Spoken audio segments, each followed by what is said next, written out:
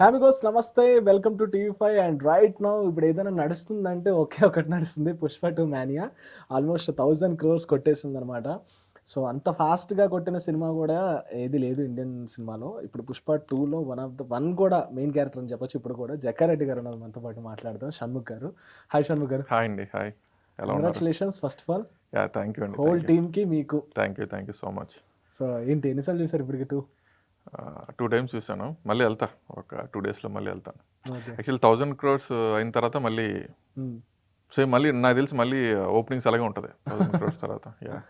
So అందరు అడిగి ఉంటారు ఖచ్చితంగా మిమ్మల్ని, పార్ట్ 1లో ఎలా ఎంటర్ అయ్యారు, అసలు ఎక్కడి నుంచి ఎంటర్ అయ్యారని. నేను పార్ట్ 3 గురించి అడుగుతాను మిమ్మల్ని. పార్ట్ 3 ఏంటి, ఎప్పుడు ఉండబోతుంది, మీరు ఎలా ఉంటారు? అది ఎవరికి తెలీదు పార్ట్ 3. కాకపోతే పార్ట్ 3 అయితే ఉంటుంది. అంటే ఇప్పుడు వాళ్ళు మేము చేస్తాం లేదు తెలియదు అని అంటున్నారు, కానీ ఖచ్చితంగా పార్ట్ 3 ఉంటుంది. కాకపోతే ఈలోపు బన్నీ గారు వేరే సినిమా చేసి వచ్చి, సుకుమార్ గారు వేరే సినిమా చేసి వచ్చిన తర్వాత ఒక 2 years తర్వాత మళ్ళీ స్టార్ట్ అవుద్ది అనుకుంటున్నా. స్టార్ట్ అవుద్ది ఖచ్చితంగా. డిస్కషన్స్ ఏమైనా వచ్చాయి ఎప్పుడైనా సెటిల్ పార్ట్ 3 ఉంటుంది? పార్ట్ 3 ఉంటుందని పార్ట్ 2 అప్పుడు కూడా మాట్లాడుకున్నాం చాలా సార్లు, పార్ట్ 3 ఉంటుందని.